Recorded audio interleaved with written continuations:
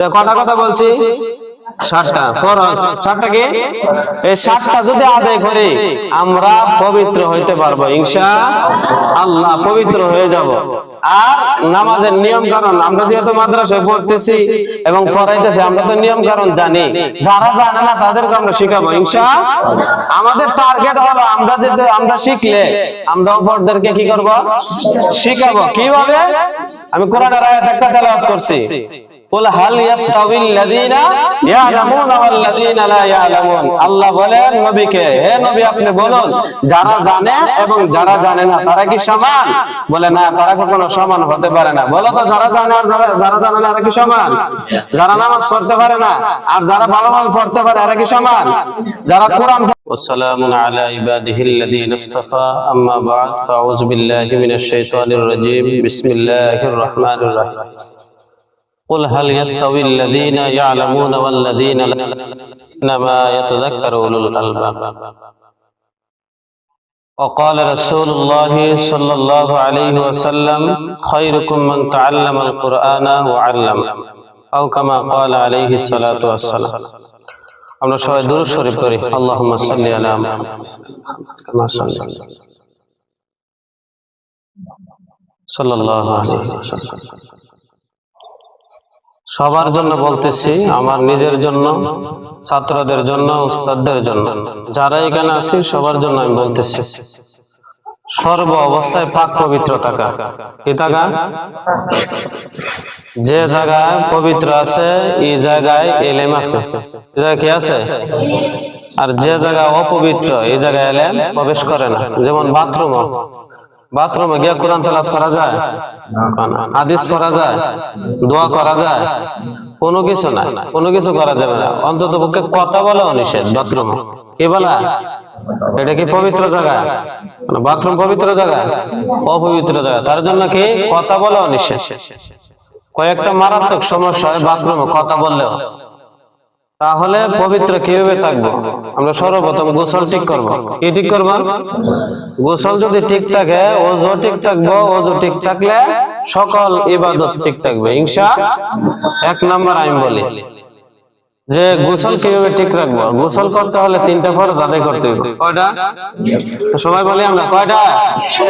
3টা ফরজ যদি আদায় না করি 30 বছর ধরে গোসল দিলে এই পবিত্র হওয়া যাবে না। কি হওয়া যাবে না? 1 নাম্বার কি? গড়গড়ের সাথে সবাই কোন গড়গড়ের সাথে কুলি করা। 2 নম্বরে কি? নাকের নরম জায়গা মানে নাক ভালোভাবে ভিতর পর্যন্ত কি করতে হইবে? ধৌত করতে হবে। 3 নাম্বার কি? সমস্ত শরীর। 3 নাম্বার কি?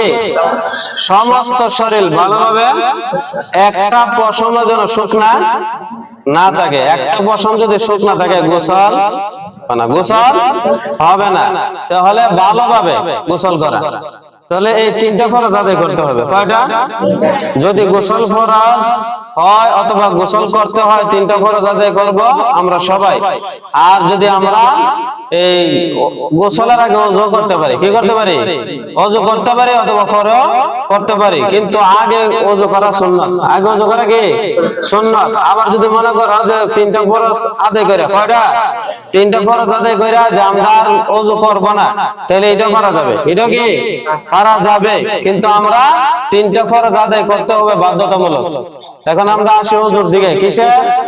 ওযু করতে হলে কয়টা ফরজ আদায় করতে হয়? 4টা। 1 নম্বরে কি? সমস্ত মুখ ধৌত করা। কি? সমস্ত মুখ কতটুক? পানা। অনেকে আছে এমনি দেয়া এমনি পানি দেয়া পরে, এইভাবে হবে না। ওযু সমস্ত মুখ কি এই চোখ দিকে লাগা, এখানে বেড়াইতে এখানে একটা গড়া আছে। কি আছে? আসেনি? এইখান পর্যন্ত, এইখানের লতির দিকে এইখানের লতি পর্যন্ত। এটা কি বলা হয়? সমস্ত মুখ। এটা কি বলা হয়? চেহারা। কি বলা হয়? চেহারা। সূরা মাইদার 6 নম্বর আয়াতের মধ্যে আছে এটা। কি আছে? সূরা মাইদা আয়াতের মধ্যে আছে। তাইলে সমস্ত মুখ ধৌত করা। 2 নম্বরে কি? 2 হাতের কোণের উপর পর্যন্ত। 2 হাতের কোণের উপর পর্যন্ত ভালোভাবে ধৌত করা। 3 নম্বরে মাথা মাসাজ করা। ভালোভাবে মাসাজ করতে হবে। অনেকে আছে টুপি তো মাসাজ করে। শীতের দিন আইলে মাথার তো কি করে? মাসাজ করে। এটা হবে টুপি করলে সুন্দর ভাবে মাথার, আমরা ছোটবেলা বলছি মাথার 4 ভাগের 1 ভাগ, কয় ভাগ? 1 ভাগ কি করা? মাসেজ করা। 4 নম্বরে কি? দুনো পায়ে। 4 নম্বরে কি? দুনো পায়ে টাকলো সহ ভালোভাবে দৌত করা, টাকলোর উপর পর্যন্ত। টাকলোর অর্ধেক দইছে আর অর্ধেক দইছে না। আবার টাকলো পাওয়ার পিছনে অনেকে আছে পাওয়ার গোড়ালি ভিজে না। পাওয়ার গোড়ালি কি? আল্লাহ রাসূল বলেন নামাজি 5 ওয়াক্ত নামাজ পড়ে, কিন্তু ওযুর সময় একটা ভুলের কারণে সে জাহান্নামে যাইতে বাধ্য। কিসের কারণে? পাওয়ার গোড়ালি যদি শুকনা থাকে, কি থাকে? তার কারণে পাওয়ার গোড়ালি ভালো করে পাওয়ার ফিসও কি করতে হবে? দেখে ভালোভাবে দৌত করতে হবে। তো কটা কথা বলছি?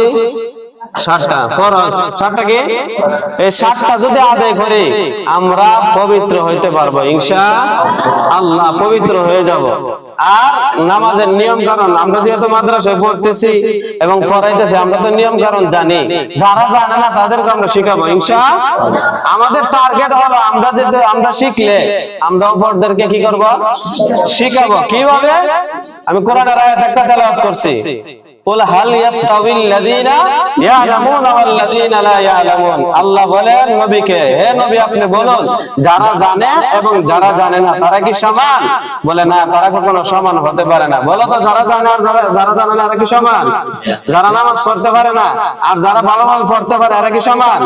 যারা কোরআন পড়তে পারে আর যারা পড়তে পারে না এরা কি সমান? হ্যাঁ, যারা রাতের বেলা দাঁড়ায় নামাজ পড়ে এবং যারা দাঁড়ায় নামাজ পড়ে না তারা কি সমান? যারা আল্লাহর শুকর আদায় করে তারা এবং যারা আদায় করে না তারা কি সমান?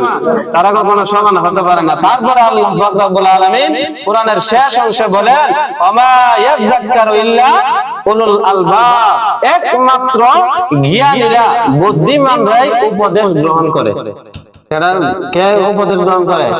জ্ঞানীরা, বুদ্ধিমানরা। যারা বুদ্ধি আছে, জ্ঞান আছে, তাদেরকে যদি একটা কথা বলে সে মাথা বাইতে নেয় যে না, এই কথাটা আমার ভালোর জন্য বলছে। আর যারা অজ্ঞ, মূর্খ, জাহেল তাদেরকে ভালো কথা বলে রাগ করে। আছে না? ভালো কথা বলে কি অনেকে আছে দেখো ওযু পারে না, ওযুটা যদি বলো যে কাকা ওযু হইছে না বা ভাই ওযু হইছে না, আমার থেকে বেশি জানেন আপনি, এটা হলো মূর্খ। এটা কি? জাহেল। জাহেলে মুরাক্কাব জায়গাটা বলে এটা হলো তারা। তাহলে আমরা যারা আছি খায়রুকুম মান তাআল্লামাল কুরআনা ওয়া আল্লামা, ওই ব্যক্তির থেকে শ্রেষ্ঠ কেউ হতে পারে না যে কোরআন শিখে এবং যারা কোরআন শিখে এবং কি করে? শিক্ষা দেয়। তাহলে আমরা যারা আছি আমাদের থেকে শ্রেষ্ঠ আর কি? আর কেউ এই জমিনে নাই।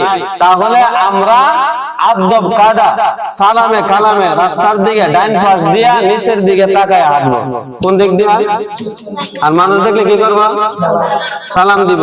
অন্য মানুষ যেন আমাদের দ্বারা কোনো কষ্ট না পায়, অন্য মানুষকে কোনোভাবে আমরা গালি দিব না। আর মানুষদেরকে ভালো কাজের আদেশ দিব এবং আমরা নিজেরা ভালো কাজ করব ইনশাআল্লাহ। আল্লাহ যেন আমাদের সবাইকে তৌফিকটুকু দান করেন, সকলে বলে আমিন। সুবহানাল্লাহ।